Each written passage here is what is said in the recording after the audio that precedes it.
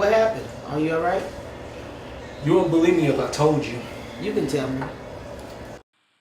The world just suffered a third world war and the United States took the worst hit.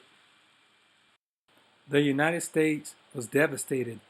It is not the mighty superpower it once was.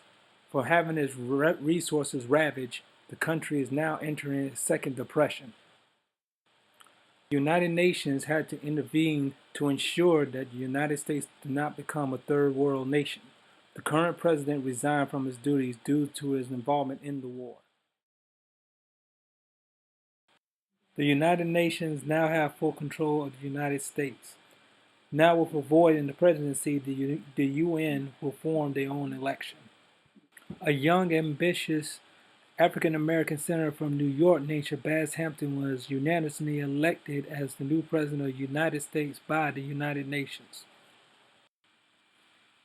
At first, President Hampton was reluctant to take the position, but to ensure that he would, the United Nations gave President Hampton full autonomy to run the country with no interference. Are you serious? You telling me that the United Nations is going to give a black man that much? Yes, that's a problem. I don't think that can happen. President Obama didn't even have that kind of power. I know that it's weird, but it's like I said, the country was in chaos. And sometimes when chaos happens, new opportunity arises out of nowhere and takes shape. What about the Senate and the House of the Representatives? I know they didn't stand for this. I was getting to that until you interrupt me. President Hampton's first act as president was a very unpopular one, which is the reduction of the Senate and the House of Representatives. From his experience in the Capitol, he experienced firsthand the corruption and the incompetence of some elected officials. Despite of all this, the results have been positive.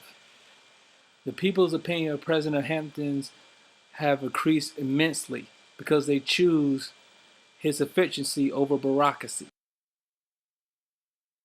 Another positive effect of the withdrawal is that the economy tripled after the dismissal of the American official. Wait a minute. Are you telling me that the president of your dream got away with dissolving most of the United States government? Yes. You gotta be kidding me. Why that's so hard to believe?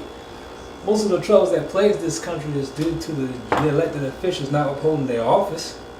If you can't do the job that you're sworn in to do, you should be fired. For the last 15 years, the country has spent all its resources on the penal system, overseas contracts, and defense spending.